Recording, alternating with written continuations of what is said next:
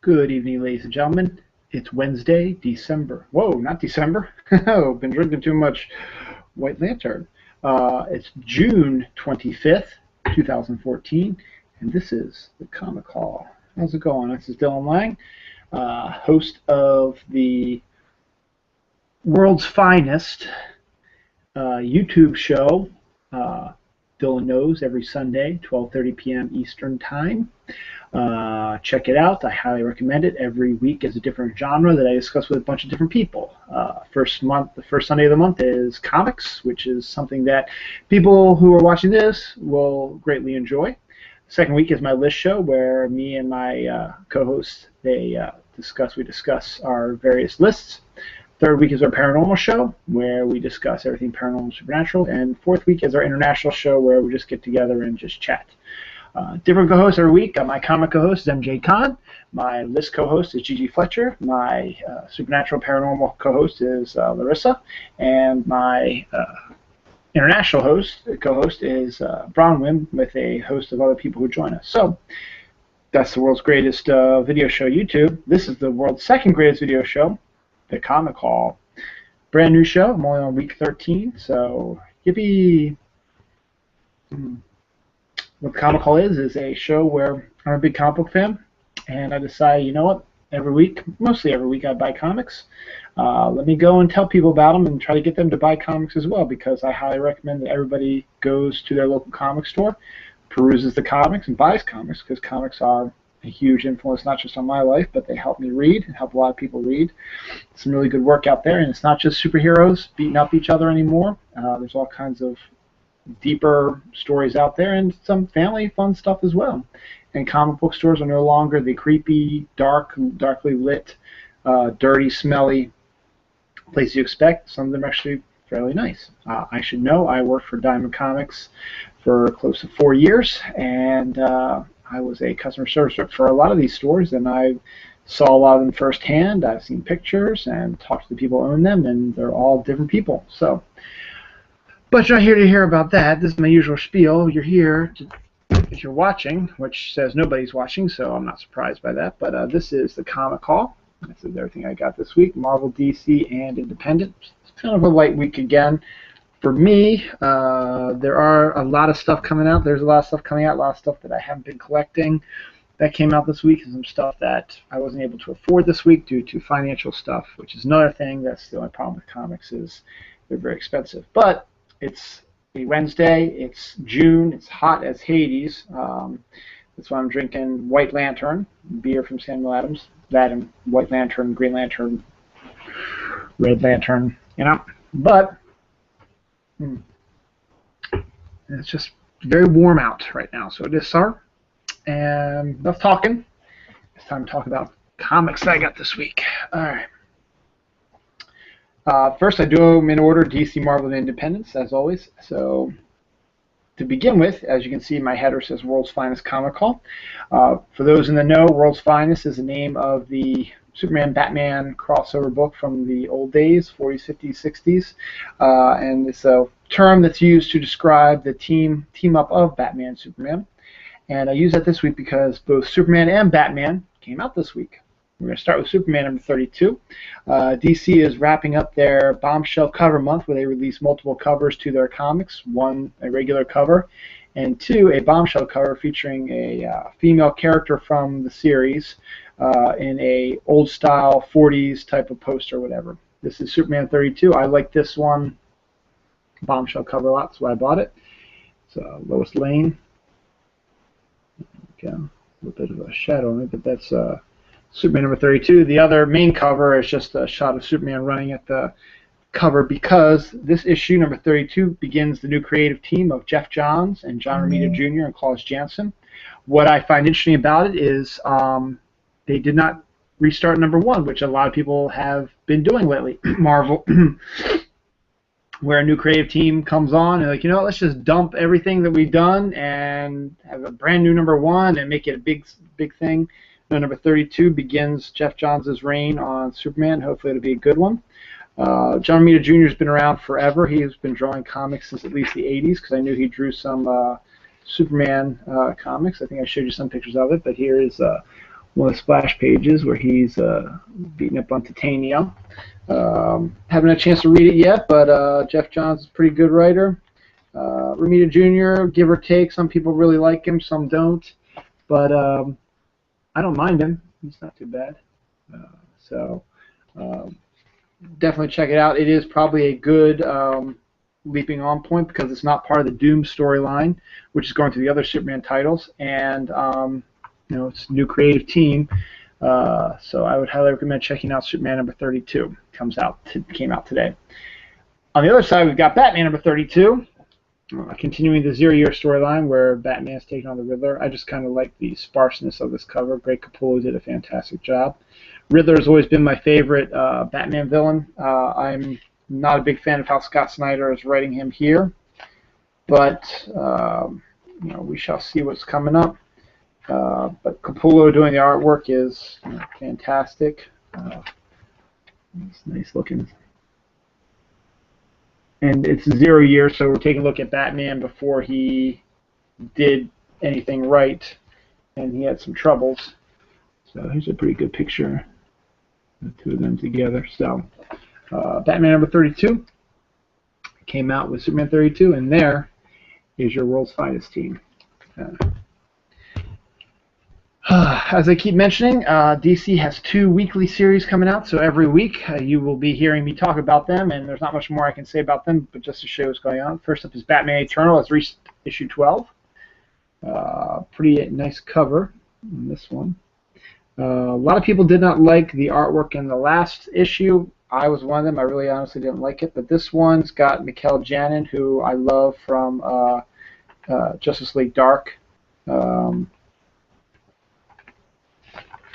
And pretty good, some Batgirl and some Red Hood fighting over there, and a lot of talking, a lot of setup for everything else.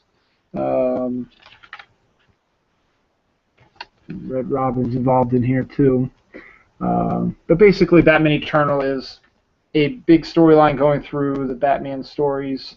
That's going to focus some on Batman, but a lot on his family, Batgirl, Red Robin, Red Hood, and a big, I'm assuming a year-long story, we'll see, but a pretty big storyline that's supposed to change the way things are going. So there's issue 12. Scott Snyder, James Tynion IV, Ray Fawkes, John Layman, Tim Seeley are all credited with writing it, and Mikel Janin drew this issue. It's fantastic looking. Next up is Future's End, which is the second weekly coming out. Takes place 5 years in the DC future, where something major is going to happen. It's a pretty good cover by Ryan Sook, who I wish was drawing the interiors, but he's a very hard guy to put on a weekly book. We've got Scott Eaton doing the artwork, who's not a bad artist, not too spectacular, but not too just doing your general thing. Good anatomy, good action poses. This is Superman from 5 years in the future. The Atom, they're calling it, a lot of the second stringers are in this one. That's a lot of secondary characters are getting a bit of a chance to shine in the series. So take a look. So hopefully, take a look at it. Now I want to show you something. I just look at the cover by Ryan Sook. Same typical robot type of stance with the arms out here. My next book is Red Lanterns 32. Kind of similar stance. A little bit more painterly, but still kind of interesting, the juxtaposition of the two covers back to back. I found it funny. I found it interesting. So, I mean, it is different, yes, but I found it funny. Red Lanterns number 32, to celebrate them, as I showed you, I'm wearing my Red Lantern shirt. This is written by Charles Soule, and the art. This one's by Jim Calafiore, who I loved. Fan-freaking-tastic. The Revenge of Atrocitus. And there's a good shot of Guy Gardner and Supergirl together. That's good. Charles Soule is doing a really good job of writing the series, making the Red Lanterns very interesting. A lot of stuff going on. Good action by Jim Calafiore, and It's a good series to check out. So definitely recommend you check it out. And anything interesting? Nope. That's it. On the same level as the lanterns, we have the Red Lanterns. We've got White Lantern. And we've got Sinestro #3 came out today also.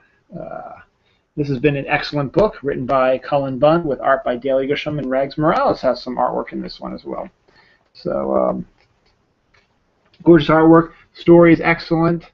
Sinestro is one of those characters you love to hate or hate to love, but you still do. Some good artwork, great storyline, very interesting stuff. So once again, check out all the Lantern books. All the Lanterns are doing really good here. Here's the splash page for it. No, not splash page, the final page, which is kind of interesting, nice looking. So Sinestro #3 out this week also. My love for this next comic has just recently blossomed again, and I keep talking about it, but for very good reason. It is an excellent book. It is very well written. It is beautifully drawn. It's The Flash, #32. Flash has come back to me, and it's gotten back on shape of thing. Great storyline. Introduced Wally West again, and a different Wally West than you used to, but it's pretty good. Just a gorgeous cover by Brett Booth and Norm Rapmud. It's co-written by Robert Venditti and Van Jensen, who are also guys who write the Green Lantern Corps books. Van Jensen writes Green Lantern Corps, and Robert Venditti writes regular Green Lantern. So, gorgeous artwork again. And Brett Booth. The Flash is back. It's a great series. Love the story that Robert Venditti and Van Jensen are writing right now. Very excited about it. I highly recommend everybody should check out The Flash. Go back to Flash #30, I think, was when the new creative team came on. So if you go to your comic store and you pick up Superman 32 because it's a jumping on point, Flash #30 is a good jumping on point also. So they've had issue 30, the annual, 31, and now 32. So in the whole Van Jensen, Robert Venditti storyline. So check it out. Great artwork, good story, and I cannot wait to read it. Here's a book that, unfortunately, I got a little bit behind on due to the whole crossover, Faces of Evil or Force of Evil or Forever Evil. I keep forgetting what it's called. And I need to get back into it because one of my favorite writers is rewriting it again, even though the artist I like is no longer working on it. But the artwork isn't that bad. And once again, we get one of the bombshell covers. This is Justice League Dark, #32. There's supposedly a TV series or movie in the works. Guillermo del Toro is involved with that. Constantine's got a new series coming out on TV that actually looks pretty okay. So check that out in the fall. But Justice League Dark with the Zatanna bombshell cover, because I love Zatanna also. Written by James Mattis, who is one of my favorite authors. Drawn by Andreas Guinaldo. And Walden Wong is the inker. So it's actually not bad looking artwork. And basically it teams the supernatural characters of the DC Universe. Deadman, Constantine, Zatanna, Swamp Thing, some newer ones. Frankenstein was at one point a part of this. You just need to get some more of the, like a Dr. Fate or, so on and so forth like that. So Deadman is one of my favorite characters, and he's very well represented here. So Justice League Dark, I got to get caught back up on this and pick it up. My wife actually likes Justice League Dark also. She's a big fan of Zatanna. She's dressed up as Zatanna before for Halloween and so on and so forth. So it's pretty nice. My final DC book is something interesting. I kind of missed the boat on this one. I guess it was during one of my financial issue times. Yeah, it was. I got a bunch of I've got caught up on all the other issues. I just didn't get this one. Harley Quinn #0. This is the director's cut. Just came out this week. So this is a new book. I mean, it's the same comic, same Harley Quinn #0. It's a reprint of Harley Quinn #0. But what makes it interesting is you've got the notes by. Let's see if I can find a good page here. You've got the notes by Jimmy Palmiotti and Amanda Connor, who are the writers of it. on this side, sorry, on this side over here, is the notes, and they have little behind-the-scenes stuff about what they wanted to do and all like this. And then here's the actual issue itself. This page was drawn by Bruce Timm. Harley Quinn #0 was drawn by a number of different people, from Amanda Conner through Bruce Timm, through Charles Adler, to Dave Johnson, tryout page, Adam Hughes, and just fun stuff. And it's just really interesting. Art Balthazar, who I also love from Tiny Titans, but it's just what makes this really interesting. And if you liked Harley Quinn #0, and I've read it, you still might like to get this because it's got all the behind-the-scenes stuff, which I'm dying to read. Not only am I dying to read the comic, but I'm dying to read what Jimmy and Amanda have to say. So pick up the director's cut. It's a little pricey for $5, but if you like the behind-the-scenes stuff, it's always worth it. It makes it interesting and gives it a different level of enjoyment you can have. And now I have my Harley Quinn series now complete, so hooray for me. So that's it for DC. Marvel, not too many books out this week. They had a bunch out the last couple weeks. Amazing Spider-Man #3. Speaking of reboots, Dan Slott, Humberto Ramos, beginning of Black Widow storyline. So, not Black Widow, sorry, Black Cat storyline, where she wants to get revenge on Spider-Man because of the way she was treated by Dr. Octopus. Superior Spider-Man. So, Humberto Ramos is good. I like his artwork, and yeah, it's very anime-esque, manga-esque, but it's not bad, and it kind of works for the series. And there's going to be stuff leading up to the big Spider-Man crossover coming up. So there's a couple stories in here. So all kinds of fun stuff. So Peter Parker's back. Spider-Man's back. Pick it up. Miss Marvel #5 is out this week also. This is the one that made a lot of it's a nice, gorgeous cover. Absolutely gorgeous cover. It made a lot of news because it's written by an Arabic woman about an Arabic superhero who's also a woman, and the creative team is G. Willow Wilson, the writer, and Adrian Alfona, the artwork. Don't get me wrong, I don't want to sound stupid, but Adrian Alfona could very well be female also. But I'm not sure. If you aren't Adrian, I'm sorry. But it's a really thought-provoking book. It's a fun book at the same time. My wife absolutely adores it, loves to read it. It's unique artwork and a very interesting viewpoint on superheroes that you don't quite expect. That's it for Marvel. Yeah, I know it's a light week for Marvel, but I haven't been following the crossovers all that much, and there's a lot of the original Sins crossover and all its myriad of stuff is there. I only get a certain amount of Marvel stuff, and they've already all come out this week. So I mean, there's some other stuff that came out, but it just doesn't have the same interest as these books do. So go to your comic book store, find something you like. It might be something that I don't have on here. That's all right. Still no viewers. Oh well, it's fine. I'm not doing this for them. I'm doing this for me. Finally, we've got Independence. First up, from Image, we've got Trees #2, Warren Ellis, Jason Howard. Warren Ellis is always an interesting writer. This is a mature readers only book, so it's a bit more of adult-oriented, adult situations, some nudity, extreme violence, deep storylines that might be too deep, might freak out some kids, and just interesting artwork by Jason Howard. Interesting premise about these weird poles have just started appearing all over the country, all over the world, I should say, and people don't know what they are, what they're doing here, and that's pretty much the gist of it. So, Trees #2, pick it up. You might still be able to pick up #1. Finally, my final book for this week. Yeah, blowing through this one. a little bit of history lesson. First off, let me just show you what it is. This is from Titan Comics, which is overseas. Alien Legion Uncivil War #1. For those who've been comic followers for a long time, comic readers for a long time, you may have heard of Alien Legion. It's been around since the 80s.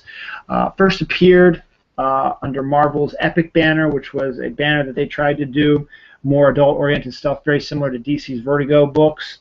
And Alien Legion was one of the first books to come out. I remember Carl Potts was the writer. I can't remember who the artist was. Carl might have even been the writer on that one. I can't remember the artist on that as well. I can't remember, but I know he was the writer on it and created the team. And it was one of the more popular series. And it lasted for a while, and then it got canceled, and then it came back out and lasted again for a little while again, and then it got canceled. Then it came miniseries, and then it got sold to another company, and then someone else took it over and kept doing it and changing it and releasing stuff. But it was always an interesting series. It's basically a alien army for the most part, as it were. Going out and different characters. I mean, these are some of the same characters that have been around since the 80s. Different look. Chuck Dixon, who took it over a little later on, comes back to writing it. Larry Stroman, who also did some of the artwork for it in the old days, is back also. And Carl Potts is in here as well, inking and just helping out as well. So Alien Legion is just one of those comics that brings me fond memories of the old days. I used to love this comic. I might have been too young to understand what it was saying, what it was doing, but I figured, why not pick it up? It's a new #1. It's the characters that I know and love, and should be a lot of fun. That's it for the comic haul. This is my comic haul for this week. You can find all these books, hopefully, at your local comic store. If you do not know where your local comic store is, go to Comic Book Locator Service. Just type that into your search engine. It should pop up, and what we'll do is there'll be a little box. You put your zip code in, and it'll give you all the stores within about a 30-mile radius that have participated in this. So go find your comic book store. If you've never been to a comic book store, check it out. It's much different than you might have remembered back from the old days, the 80s and 90s. I got a really good one up the street from me. There's a bunch of good ones around my area. So just give it a chance. Comics are a big deal nowadays with the movies, and there's a lot of really interesting comics out there, not just superhero ones. I like superhero ones. That's why I show you superhero ones. And there's a lot of really interesting independent ones, and there's a lot of family-friendly ones as well. So comic book stores are for everybody. There's just tons of stuff. If you've been lapsed in your comic collecting, go to the store. Check out their selection of graphic novels and trades. You might be able to get caught up on some stuff that you want to know about.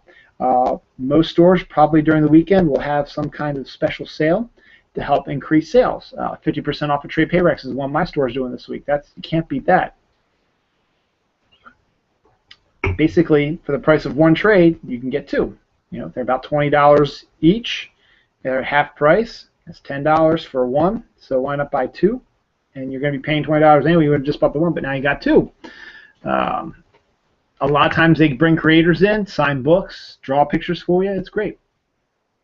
Before I cut out for the evening, let me just tell you, my comic store, Cars, Comics, and Collectibles up in Reisterstown, Maryland, the guy who owns it, Mark, is the guy who created the Baltimore Con, and it's starting to get into full swing now.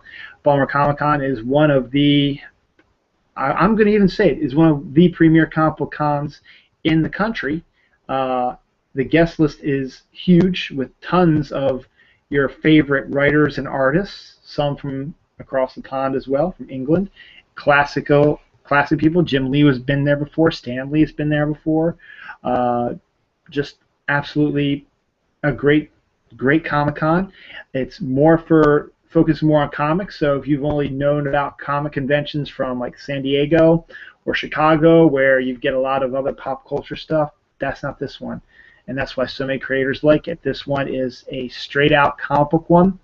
It's smaller than these other cons, but you've got lots of vendors, so you go in, you can find lots of good deals, get caught up on some of your books. Once again, they might have special offers on trades, posters, T-shirts, original art.